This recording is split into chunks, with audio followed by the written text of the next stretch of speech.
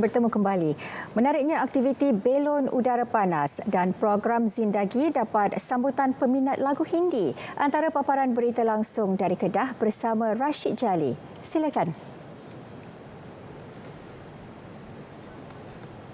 Terima kasih. Assalamualaikum dan salam Malaysia Madani. Pasti ramai yang impikan untuk ke Kapadokia, Turki menikmati panorama memukau dari udara. Namun pengalaman itu masih dapat dirasai di negara ini. Aktiviti sukan udara belon udara panas yang dikendalikan Nordin Husin dengan pengalaman selama 30 tahun. Meskipun usianya sudah menjangkau 70 tahun, dia masih bergiat aktif dalam sukan udara ini. Di Malaysia ni memang kita ada terbang bebas. Di Kuala Lumpur itu di Maib, Kuala Lumpur Serdang, kita buat terbang bebas pagi, lebih kurang dalam 1 jam kita terbang. Dan menurut Nordin, kos bagi satu set belon udara panas ketika ini mencecah RM300,000 dan ada yang sanggup membelinya kerana minat. Setakat ini hanya 2 syarikat yang memiliki perkhidmatan ini.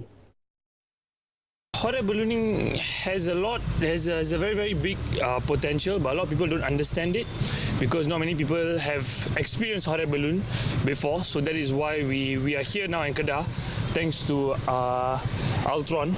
They brought us here so everybody can experience how hot air balloons work. And bagi saya, belon panas ini merupakan satu tarikan kepada penduduk khususnya di Jerloh ni.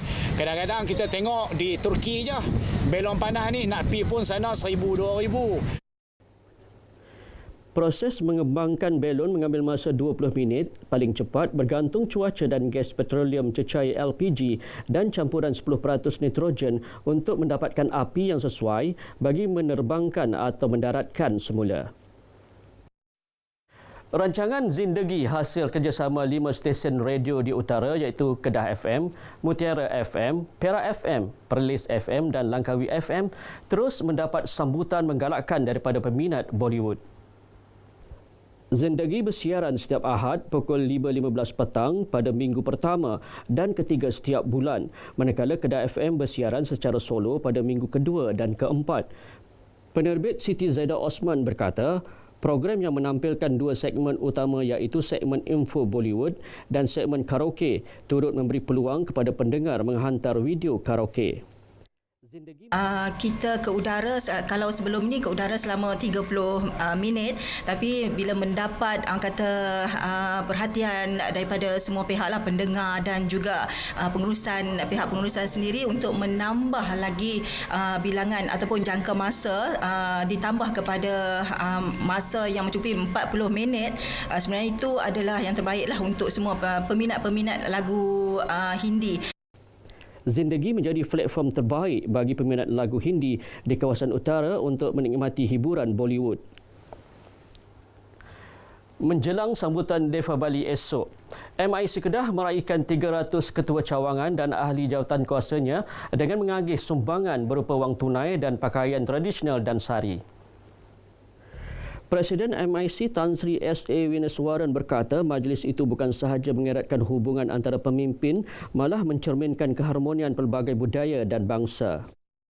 Sempena perayaan Deepavali dianjurkan oleh MIC Negeri Kedah.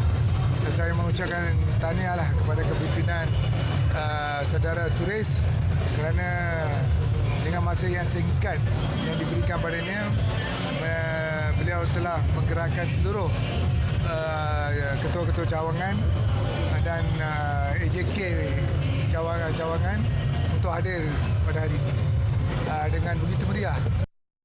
Majlis berlangsung di sebuah hotel di Sungai Petani. Sementara itu, di Taman Bersatu Kuala Kedah, 100 orang menerima sumbangan sempena Deepavali. Sumbangan berupa barangan keperluan dan wang tunai disampaikan Ketua UMNO Bahagian Kuala Kedah, Datuk Muttalib Harun. Dengan sumbangan ini, saya berharap kita dapat meringankan sedikit bebanan masyarakat India yang akan menyambut Deepavali pada tahun ini. Terima kasih kepada Datuk yang memberi yang sumbangan Deepavali untuk kami. Terima kasih. Bolehlah pakai sikit-sikit untuk makanan kami. Untuk Deepavali nanti. Deepavali nanti. sumbangan Deepawali kepada kaum India Kuala Kedah. Boleh beban yang orang-orang miskin itu boleh dapat beban sikitlah. Kita dapat ringankan bantuan yang dapat bantuan ni dapat ringankan beban kita lah. Sekian berita dari Kedah, negeri jelapang padi. Dari sungai hingga ke segara, Palestin pasti merdeka. Assalamualaikum dan salam Malaysia Madani. Baik, terima kasih Rashid. Dalam kesibukan, kaum India membuat persiapan bagi menyambut Hari Deepavali.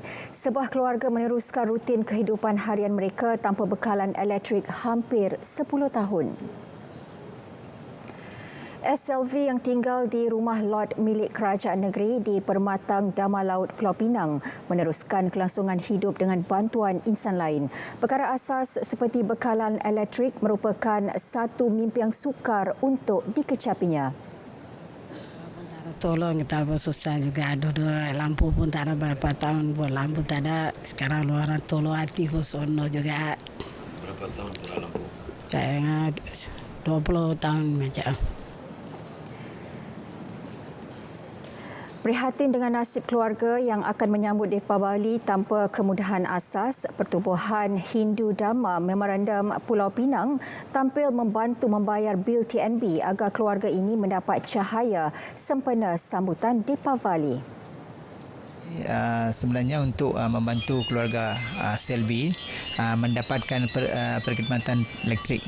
Mereka hidup tanpa elektrik lebih 10 tahun di kawasan ini kerana sebab-sebab yang tertentu mereka tidak dapat memohon. Bantuan tersebut disambut gembira cucu SLV murid SJKT Ramakrishna yang sebelum ini belajar di rumah menggunakan lilin. Happy because so long we have no current in our house. Today we got electric in our house, so I feel very happy. How you study without electricity? With candle. Jabatan Bomba dan Penyelamat Malaysia Perak laksana latih amal Rural Emergency Disaster Exercise REDEX 2024. Ia sebagai persiapan menghadapi monsun Timur Laut.